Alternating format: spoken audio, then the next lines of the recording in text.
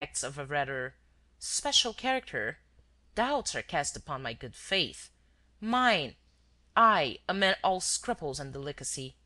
However, my dear maître, if you're afraid, open your window and call out. There are quite a dozen detectives in the street." "Do you think so?" Arsène Lupin raised the blind. "I doubt if Monsieur Gerbois is capable of throwing Ganimard off the scent. What did I tell you? There he is, the dear old chap!" "Impossible!" cried the professor. "I swear to you, though—" "That you have not betrayed me. I don't doubt it, but the fellows are clever. Look, there's Folenfant. And Greaume. And Dieuzy. All my best pals, what?" Maître Detinan looked at him in surprise. What calmness! He was laughing with a happy laugh, as though he were amusing himself at some child's game, with no danger threatening him. This carelessness did even more than the sight of the detectives to reassure the lawyer. He moved away from the table on which the bank-notes lay. Arsène Lupin took up the two bundles one after the other, counted 25 notes from each of them, and handing the lawyer the 50 bank-notes thus obtained, said: "Monsieur Gerbois' share of your fee, my dear maître, and Arsène Lupin's. We owe you that." "You owe me nothing," said Maître Detinan. "What? After all the trouble we've given you?" "You forget the pleasure it has been to me to take that trouble." "You mean to say, my dear maître, that you refuse to accept anything from Arsène Lupin? That's the worst," he sighed, "of having a bad reputation." He held out the 50,000 francs to the professor. "Monsieur, let me give you this in memory of our pleasant meeting. It will be my wedding present to Mademoiselle Gerbois." Monsieur Gerbois snatched at the notes, but protested: "My daughter's not being married."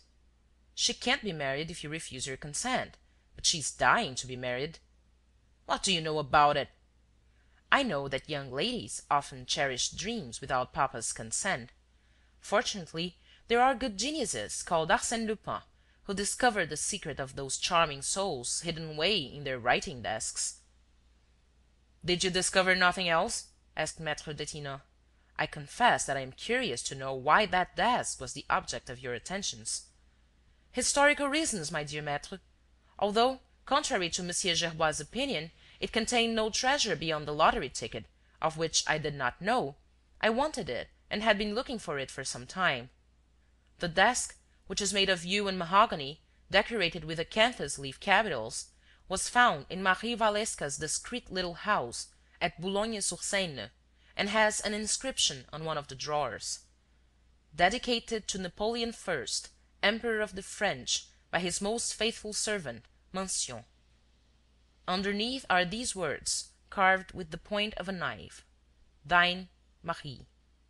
Napoleon had it copied afterward for the Empress Josephine, so that the writing-desk which people used to admire at the Malmaison, and which they still admire at the Garde Meuble, is only an imperfect copy of the one which now forms part of my collection." Monsieur Gerbois sighed. "Oh dear, if I had only known this at the shop, how willingly I would have let you have it!" Arsène Lupin laughed. "Yes, and you would besides have had the appreciable advantage of keeping the whole of number 514, series 23, for yourself."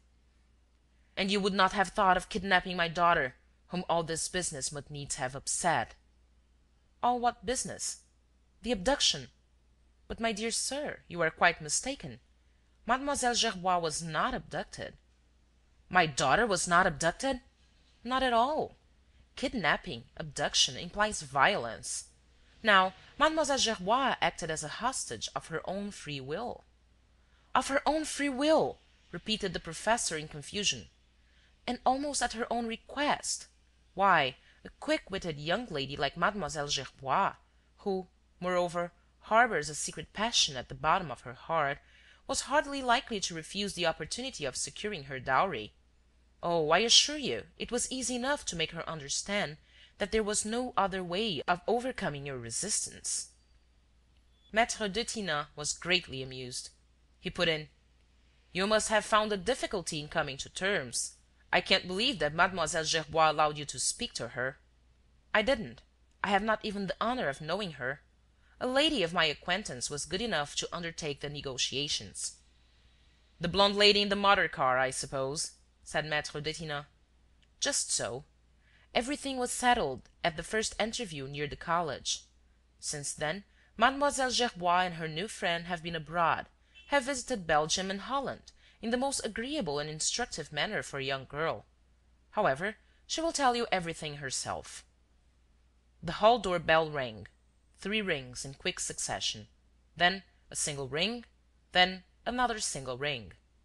"There she is," said Lupin. "My dear maître, if you would not mind."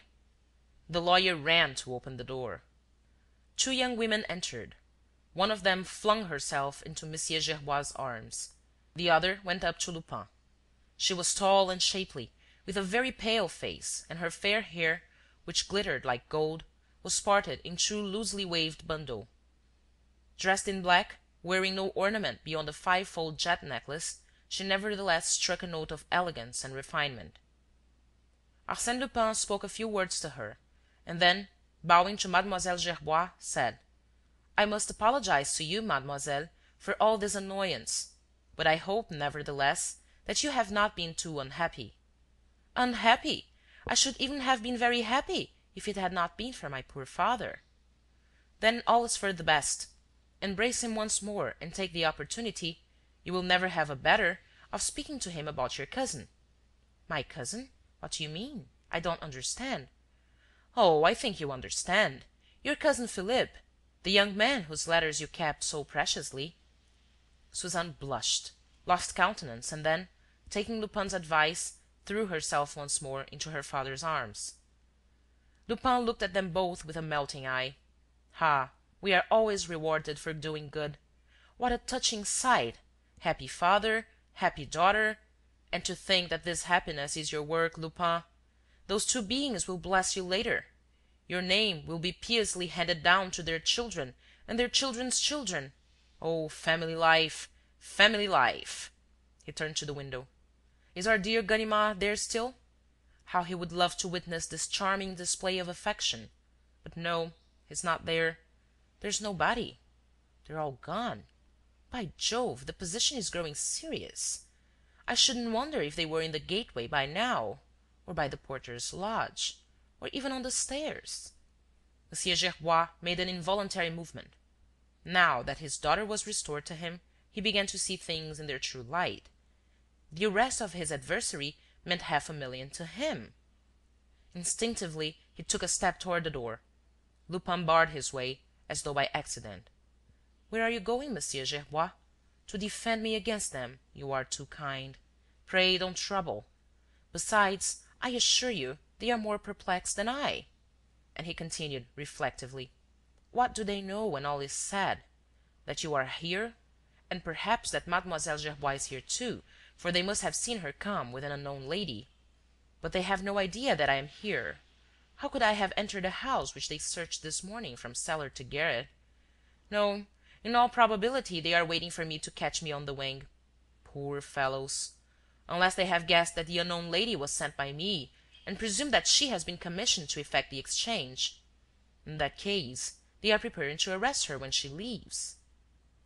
The bell rang. Lupin stopped M. Gerbois with an abrupt gesture and, in a harsh and peremptory voice, said: "Stay where you are, sir. Think of your daughter and be reasonable. If not... As for you, Maître Detinan, I have your word." M. Gerbois stood, rooted to the floor. The lawyer did not move. Lupin took up his hat without the least show of haste. There was a little dust on it. He brushed it with the back of his coat sleeve. "My dear maître, if I can ever be of use to you... My best wishes, Mademoiselle Suzanne, and kind regards to Monsieur Philippe." He took a heavy gold hunter from his pocket. "Monsieur Gerbois, it is now 18 minutes to 4. I authorize you to leave this room at 14 minutes to 4, not a moment before 14 minutes to 4. Is it understood?"